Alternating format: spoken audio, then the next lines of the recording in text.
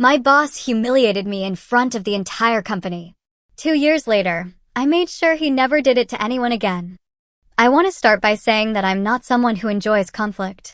I never have been. I was raised by parents who believed that hard work speaks for itself, that if you put your head down and do the right thing, the world eventually notices. I believed that for a long time. I built my entire professional identity around it. This is the story of how I learned that belief, while beautiful, is incomplete. And what I did when I finally understood that. My name doesn't matter for this story. Call me Zara. I'm 31 years old, and I work in logistics operations for a mid-sized company that moves goods across supply chains for retail clients. It's not glamorous work, but it requires genuine precision. A misplaced decimal in a delivery schedule cascades into real money lost for real businesses, and I've always taken that seriously. I joined the company at 24, fresh out of university with a business degree and the kind of optimistic energy that hasn't been worn down by anything yet. I started as a junior analyst. I was good at the work almost immediately, not because I was exceptional, but because I genuinely cared about getting things right. I stayed late when I didn't have to. I came in on weekends before big client reviews. When teammates were drowning, I helped them without keeping score. By 28, I had been promoted twice. I was a senior analyst managing a team of 5, handling 3 of our largest client accounts, and had just been nominated for an Internal Excellence Award for a process redesign I'd led that saved the company roughly 2.3 million rupees in annual operational costs. I was, by any reasonable measure, exactly the kind of employee a company should want to keep. And then Danish became my manager. His full name was Danish Khalid. He was 44 years old, 15 years into a career at the company that had plateaued somewhere in middle management and stayed there. He was the kind of man who wore his frustration like a second skin, not openly, not in ways that could be easily named, but in the specific, calculated ways that people express resentment when they're too smart to be obviously cruel and too insecure to simply be kind. He was well-dressed, articulate in meetings, politically skilled in the particular way that comes from years of navigating corporate environments by watching which way the wind blows and positioning yourself slightly ahead of it. Senior leadership liked him because he made their numbers look good, presented confidently, and never caused visible problems. What senior leadership didn't see was what happened in the space between him and the people who reported to him. I noticed it within the first month. He would assign me tasks verbally, with no written record, and then reference them in team meetings as if they had been formally delegated, so that when I hadn't completed something I didn't know I'd been assigned, the failure was documented, but the assignment wasn't. He would include me in email chains just long enough for my name to appear, then quietly remove me from follow-up threads where actual decisions were made, so I'd arrive at meetings missing context that everyone else had.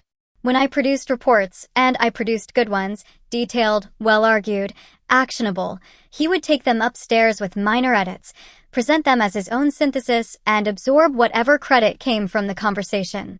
None of this was dramatic.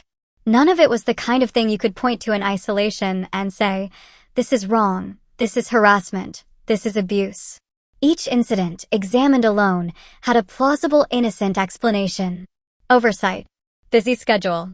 Normal managerial adaptation of analyst work. The pattern, examined as a whole, was something else entirely. But I didn't examine it as a whole for a long time. I kept giving him the benefit of the doubt because I had been raised to do that, because I didn't want to be the person who cried unfair treatment when maybe I was just misreading things, because the alternative, accepting that someone in authority was deliberately undermining me, was frightening in a way I wasn't ready to face. I shrank instead. I worked harder. I overcommunicated. I apologized preemptively for things I hadn't done wrong. I made myself smaller and quieter and more careful, believing that if I reduced every possible surface area for conflict, the friction would eventually stop. It got worse. About 8 months into Danish's management, the tactics shifted. He started giving me projects with timelines that were, on paper, achievable, but only if nothing went wrong, and in logistics operations, something always goes wrong. He knew this. He had 15 years of experience in this industry. He understood exactly what a realistic timeline looked like. The timelines he assigned me were not realistic. They were set up to fail. When they failed, he documented the failures meticulously. He never raised his voice. He never sent a heated email that I could screenshot and present to HR. He simply built, month by month, a paper record of my performance issues, always framed in careful, professional language that expressed concern and offered support while systematically cataloging every instance where I had not met a target he had constructed to be unmet. Meanwhile, he was taking my ideas directly to senior leadership under his own name. I can say this with certainty because it happened in a way I actually witnessed. In a quarterly strategy session, our VP of Operations mentioned a supply chain segmentation model he'd found impressive in a recent briefing. He was referring to a framework I had developed, written up in a 12-page internal document, and submitted to Danish 3 weeks earlier as a potential strategic recommendation. Danish had presented it upstairs without telling me, without crediting me, and without a single word of acknowledgement in either direction. When I approached him afterward and asked, carefully, professionally, whether he'd used the segmentation model in his briefing, he looked at me with an expression I can only describe as pleasant and said, "I adapted some of the concepts into a broader strategic framing. That's what managers do with analyst work, Zara. It's how the process is supposed to function." He smiled when he said it. I nodded and walked back to my desk. That night I cried in my car for 20 minutes before driving home. Not because I was weak. Because I had worked hard on something real, and watching it disappear into someone else's career while I was told that was simply how things worked, that specific combination of theft and condescension, broke something open in me that I hadn't expected. But here's what I didn't do. I didn't quit. I didn't confront him. I didn't go to HR with a feeling and no evidence. I went home, opened my laptop, and started a document. I titled it simply, Record. Every email, every meeting note, every instance of a missed inclusion on a thread, with timestamps showing when I'd been removed. Every project with its original assigned deadline versus the realistic timeline I had estimated in my own notes at the time of assignment. Every report I had written with the submission date, compared against the date it appeared in a senior briefing under his name. Every verbal instruction he gave me, typed out the same day with the time and the exact wording as I remembered it. I was not building a case for revenge. I was building a record because I had finally accepted what was happening and I refused to face it without documentation. I'd watched enough workplace situations collapse into, she said, territory to understand that feelings don't move institutions. Evidence does. I kept the document for 4 months before I used a single line of it. During those 4 months, I also did something else. I started rebuilding the visibility that Danish had been systematically dismantling. One of Danish's more effective tactics had been isolating me from relationships outside our direct team. He had a way of inserting himself into interactions, appearing at my desk when someone from another department stopped by to chat, joining conversations I was having with the VP's office staff, subtly redirecting communications that might have built me cross-departmental credibility back through himself as a gatekeeper. I started working around this quietly. I began requesting brief one-on-ones with stakeholders in other departments under the guise of improving cross-functional coordination for shared accounts. A completely legitimate professional activity that Danish couldn't object to without looking obstructionist. In those meetings, I was simply myself, prepared, direct, solutions-oriented. I didn't complain about Danish. I didn't hint at anything being wrong. I just did good work and let people see me doing it. I had coffee with Nadia from HR 3 times over those 4 months. She had always been warm to me in passing, and I approached her initially about a professional development program she'd mentioned in a company-wide email. We ended up talking for nearly 2 hours the first time. She was sharp, genuinely caring, and deeply familiar with the internal dynamics of the company in ways that came from years of watching patterns that individual employees couldn't see. I didn't tell her about Danish in those early conversations. I just built a real professional relationship with a person I'd been underutilizing. I also had quiet lunches with 2 other senior analysts, Hamza, who had been at the company even longer than Danish, and Miriam, who had transferred from a different division 8 months earlier.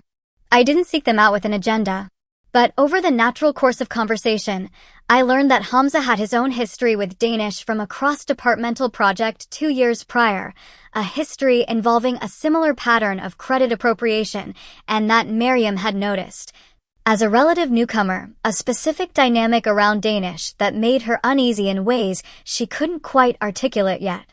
I listened. I didn't push. I simply noted that I was not alone, and I filed that knowledge away.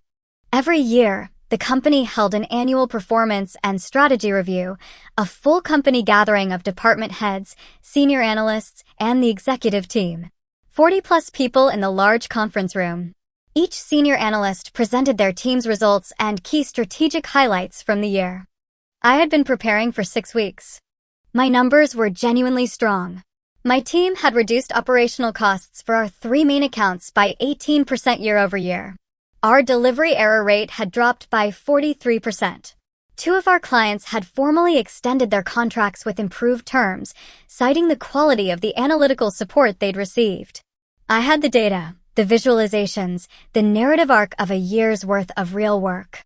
I was nervous in the way that you're nervous before something that matters, but I was ready. Danish presented first. His department's numbers were adequate. Mid-range improvements, no significant innovations, the kind of performance that maintains a position rather than advancing one.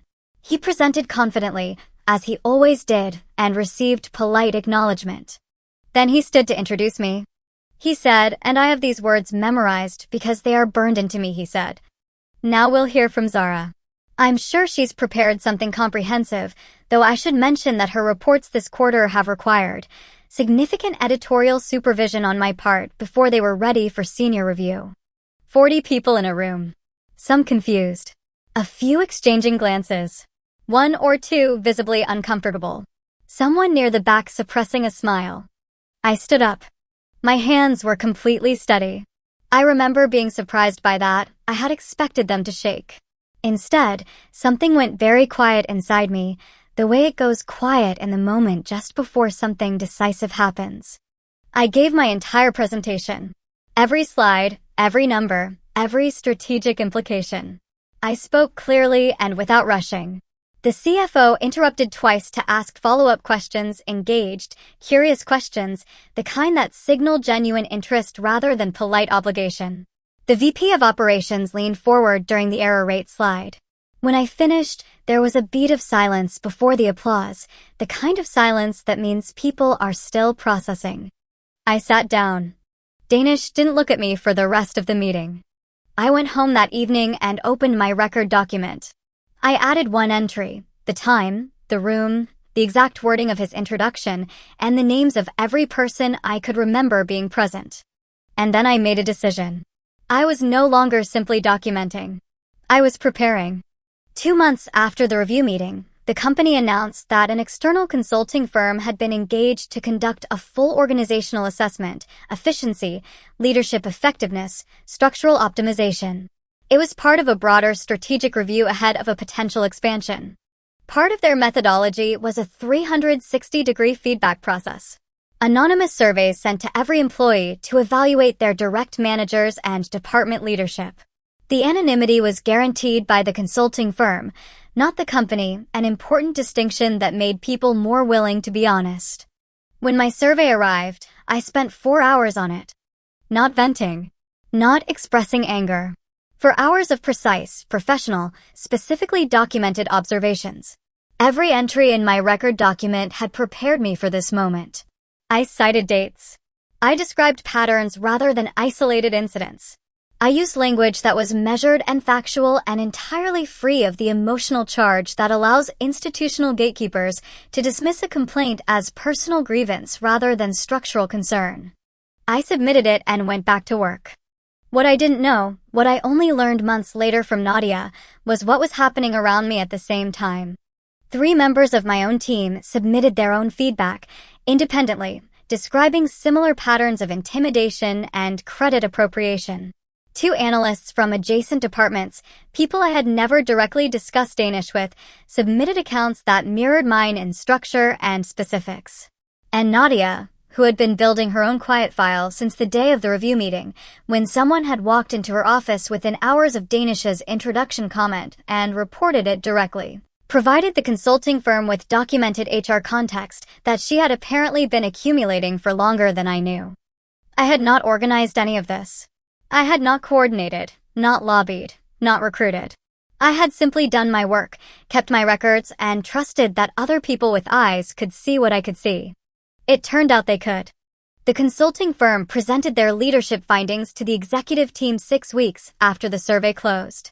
I was not in the room. I don't know the exact words that were said. What I know is what Nadia told me over coffee the following week, in a quiet corner of the office cafeteria, speaking carefully but without hesitation. She said the pattern documented across the submissions, the timeline manipulation, the credit appropriation, the systematic undermining of a direct report's visibility and relationships, was clear enough that it required immediate action. She said the executives had not been entirely surprised, which suggested that some of this had been visible at a level above Danish even before the survey, but hadn't been formally documented until now. Danish was placed on a formal performance improvement plan within the week.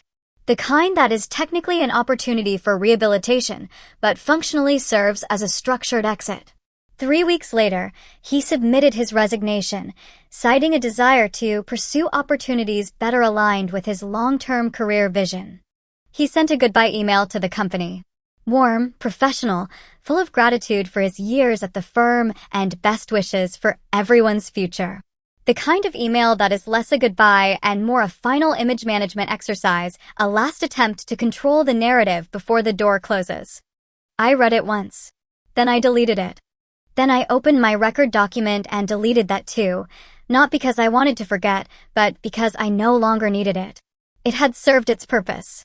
The evidence had been given to the people whose job it was to act on it. What remained was mine to carry or put down, and I chose to put it down. The part of the story I think about most isn't Danish leaving. It isn't the vindication or the moment Nadia told me what had happened, or even the quiet satisfaction of watching 40 people in a conference room respond to my work the way they did. The part one think about most is a conversation that happened the week after Danish resigned. One of my team members, Sarah, was 24 years old and 8 months into her first serious job.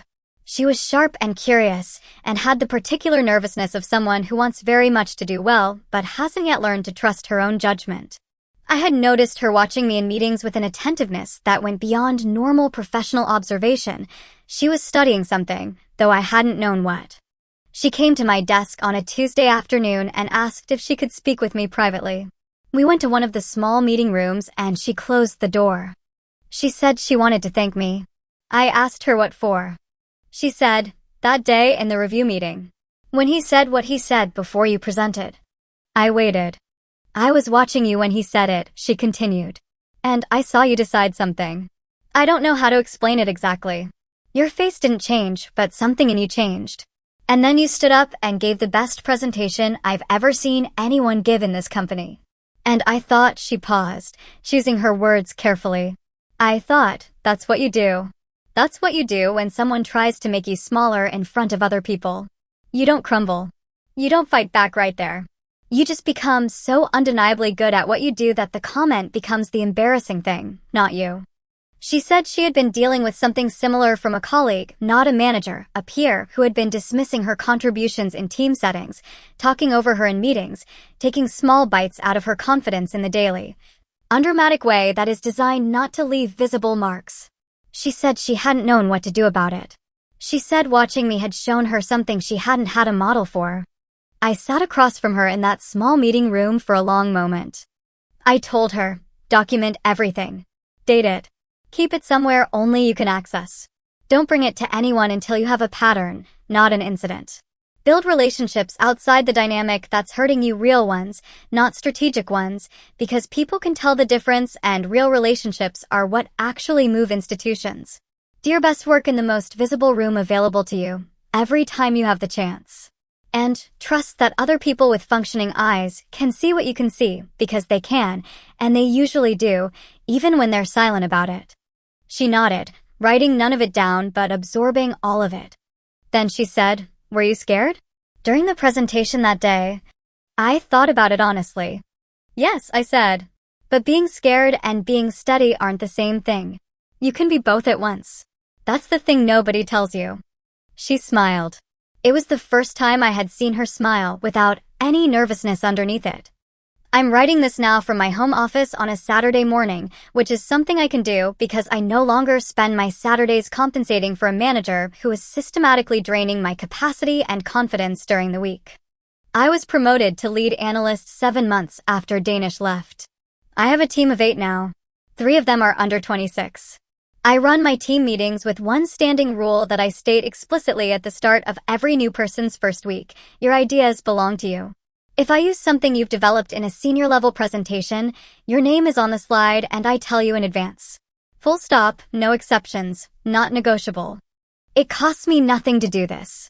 It costs nothing to be the kind of manager who doesn't need to diminish people to feel large.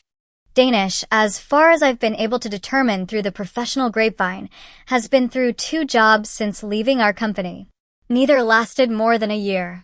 I don't take pleasure in that specifically. I take something more complicated from it, something that isn't quite satisfaction, but is close to the feeling of watching a system work the way it's supposed to, eventually, after enough pressure.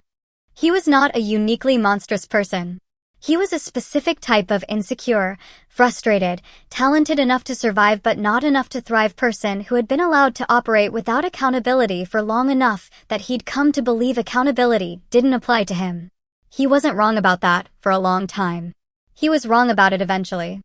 The difference between those 2 outcomes was documentation, patience, and other people who were paying attention.